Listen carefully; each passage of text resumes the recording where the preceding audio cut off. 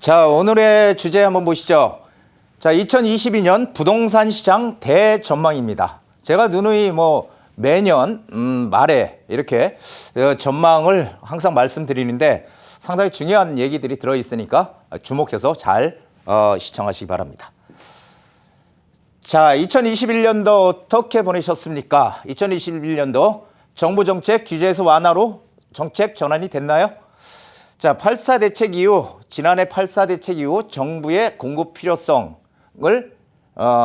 뒤늦게 이제 절감을 했고요. 그래서 올해 들어와서 2.4 대책을 비롯해서 어떻게 해요? 재개발, 재건축 활성화에 이제 방점을 찍었다. 이렇게들 얘기를 합니다. 그런데 문제는 이 재개발, 재건축 활성화는 상당히 바람직한데 이 공공이 들어갔다는 거죠. 이 공공성을 너무 강조하다 보니까 이게 어떤 사유재산 침해냐 이런 얘기도 지금 많이 나오고 있는 그런 상황이고요. 그래서 사실은 이 공공이 지금 공공재개발, 공공재건축, 공공으로 간다는 게 지금 하나의 지금 좀 화두 문제가 되지 않나 이렇게 생각이 되고 있습니다. 자, 대출 규제 강화, 기준금리 인상으로 이 시장은 지금 어떤 상황이라고요? 숨 고르기 상황으로 지금 들어가고 있다. 자, 여기 보세요. 대출 강화, 금리 인상의 집값 꺾기나 수도권 10주째 주춤.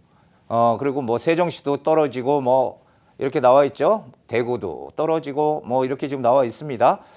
이게 이제 DSR 대출 규제와 금리 인상의 영향이다. 그래서 내년 대선 있고 내년 대선에 상승 하락 요인이 혼재되어 있다. 이렇게 기사가 지금 나오고 있습니다. 자, 지금 숨고르기 상황입니까? 아니면 지금 완전히 하락 국면입니까? 이거 판단을 잘들 하셔야 되는데, 그런데 지금 대출 규제가 내년에 더 강화된다고 하니까 이게 지금 이걸로 시장이 과연 잡힐까, 집값이 잡히지 않을까 이렇게 또 생각하는 분들이 많습니다. 그런데 항상 우리는 팩트를 봐야 되거든요. 이게 뭐예요? 주택시장의 우리 수요는요, 이게 항상 존재하는 거죠. 예. 이게 본인이 원하든 원하지 않든 간에 항상 존재하는 겁니다. 전세로 거주하든 월세로 거주하든 우리는 어디가 들어가 살아야 되니까요. 자, 그런데 특히 일자리가 많은 서울, 경기 여기는 특히 수요가 많은 건 기정사실이죠.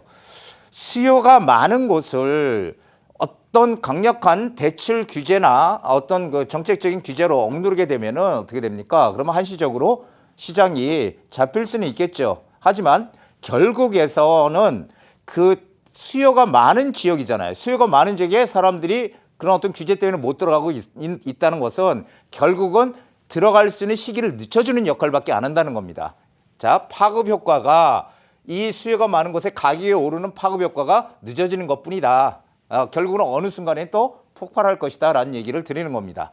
자, 이게 보세요. 억눌린 수요는 일정 시간 후 반드시 시장으로 돌아오게 돼 있습니다. 그래서 이런 대출 규제라든지 이런 정책적인 어떤 부동산 규제의 효과는 단기간의 효과밖에 없다라는 얘기를 제가 많이 드렸죠. 네, 그런 얘기입니다. 가계부채가 심각해서 대출을 규제한다고 합니다. 가계부채가 심각하죠, 지금? 심각합니까? 예, 심각하다고 2003년도부터 지금까지 심각하다는 얘기가 지금 2003년도면 도대체 몇 년 지났습니까? 계속해서 지금 나오고 있죠. 그런데 이 가계부채는요, 결국 가장 핵심 포인트는 상환 능력이 중요해요. 돈을 갚을 수 있느냐 없느냐. 내가 만약에 연봉이 10억이야. 그래서 은행에서 1년 연봉이 10억인데 5억을 빌리는 건 아무것도 아니잖아요. 1년 연봉 10억이니까. 그것이 바로 이 상환 능력입니다. 갚을 수 있다면 사실은 대출은 별로 문제가 되지 않는 것이죠. 자, 지금 현재 유주택자들, 주택이 있는 유주택자들의 담보대출 연체 비율이 0.2%로 가장 낮다고 해요. 무지하게 낮은 거죠. 갚을 능력이 있다는 것이죠. 예, 그래서 갚을 능력이 있으면 대출해 주는 게 맞지 않을까요? 우리 항상 가계부채가 심각하다라는 것은 가계부채가 연체가 돼서 대출을 못 갚을 때 심각해지는 거지 갚을 수 있는데 심각한 건 아니지 않습니까? 자, 그래서 참 이게 가계부채 때문에 대출 규제하는 거는 조금 뭔가 안 맞지 않느냐 하는 생각을 합니다. 자, 현재 지금 우리의 판단이 향후의 성패를 결정합니다. 어떤 성패? 투자 성패를 결정합니다. 자, 내년 시장에 전세 시장 불안은 계속 심화될 것이다. 이것은 결국은 누누이 우리가 겪어왔지만 지난해 임대차 3법 시행으로 인해서 계속 정부에서는 이 다주택자, 즉 임대인을 압박하는 정책을 폈죠. 그래서 이것이 항상 이런 어떤 혜택을 골고루 나눠줘야 되는데 임차인에게만 너무 혜택을 주다 보니까 지금 부작용들이 많이 생겨서 지금 이 전세 시장은 상당히 불안하다. 그리고 뭐 이런 보유세가 강화되는 바람에 이게 낼 돈이 없잖아요. 그러니까 전세에서 월세나 반전세로 전하는 수요가 지금 상당히 많아지고 있다라는 얘기를 드리는 겁니다. 이거 한번 보시죠. 자, 임대사업자 폐지, 종부세 폭탄 이런 것들로 다주택자를 계속 압박하니까 전세에서 반전세 월세로 전환이 무지하게 가속이 되더라. 2017년도 월세 낀 임대차 계약 비중, 이 반전세 월세 합쳐서입니다. 30.4%에서 조금 떨어지는 듯 하다가 2021년 39.2%로 지금 상당히 많이 올라오고 있죠. 지금. 그래서 이럴 줄 몰란다. 임대차법 대출 규제 월세 난민 속출. 자, 이렇게 지금 계속 기사들이 나오고 있습니다. 전세가가 이게 지금 내년에도 이제 그 임대차 3법에서 우리가 계약갱신 청구권이 내년 7월 달에 끝나잖아요. 그렇다면은 아마 제가 알기로는 대부분의 사람들은 아마 전세를 많이 올리지 않을까요? 4년 동안 못 올렸으니까. 전세 불안합니다. 전세가 급등은 이 전세가가 올라가면 이 매매가 상승을 담보한다는 얘기는 제가 강의할 때 정말 많이 드렸죠. 집값 상승의 가장 큰 원인은 뭡니까? 뭐 여러 가지 다양한 이유가 있을 수 있겠지만 가장 큰 거는 전 세계적인 유동성입니다. 돈이 지금 시중에 엄청나게 많이 풀렸다. 그리고 공급의 절대 부족, 공급이 절대 부족하다.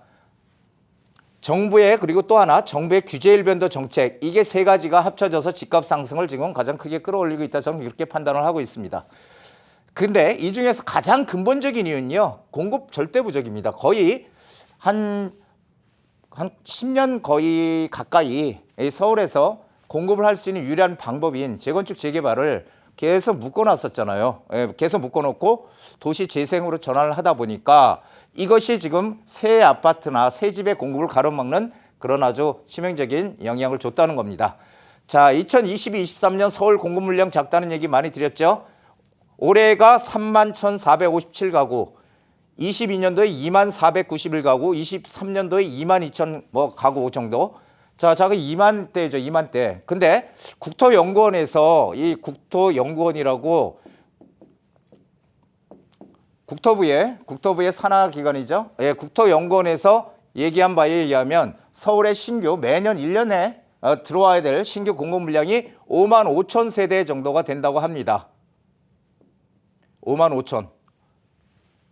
5천 세대 정도가 돼야 되는데 지금 현저하게 모자르죠. 항상 제가 말씀드리지만은 수요와 공급이 집값을 결정한다더라. 그래서 수요가 많은데 공급이 작으면 집값은 오른다. 뭐 당연한 얘기 아니겠어요? 자, 유일한 공급은 땡땡땡이다. 앞으로 유일한 공급, 내년에도 마찬가지입니다. 내년에 유일한 공급 방법 뭐예요?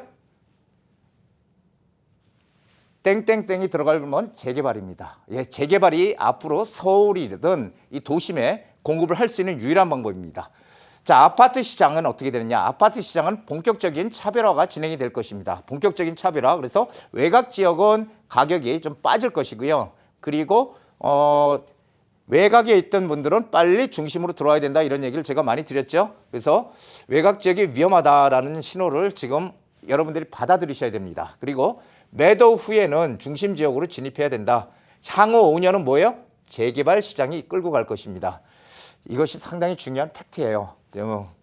한강변 노후 주거지, 한강변 희소 가치를 가지고 있는 이 전 세계적으로 모든 나라가 똑같아요. 한강변이라는 희소 가치를 가지고 있습니다. 그래서 이 한강변은 아무나 들어갈 수 없는 곳이죠. 한강변 노후 주거지가 지금 뜨고 있다는 것을 말씀드리는 겁니다. 그리고 역세권의 노후 주거지 매년 25개씩 민간 재개발 지역을 지정하겠다, 이렇게 지금 하고 있죠. 이런 곳들이 앞으로 우리의 투자처가 될 겁니다. 지금 계속 진행하고 있는 데들은요, 가격 상승이 상당히 많이 됐잖아요. 프리미엄도 많이 붙어 있고. 우리는 지금의 화두는 뭐냐면은 서울에 매년 25개씩 지정이 된다더라. 그렇다면은 지정될 수 있는 것을 우리가 어떻게 선점해서 들어가느냐, 이것이 화두입니다. 이런 쪽으로 우리가 방향을 전환을 해야 된다는 거죠. 자, 오늘 제 강의는 여기까지고요. 항상 제가 말씀드리지만은 지식이 많이 쌓이게 되면은 지혜가 생깁니다. 우리 카페에 항상 오시는 시청자분들은 항상 지식을 많이 써서 꼭 지혜를 가지시는 성공한 그런 부동산 행복한 부동산 투자자가 되시기를 기원합니다. 자, 오늘 여기까지입니다.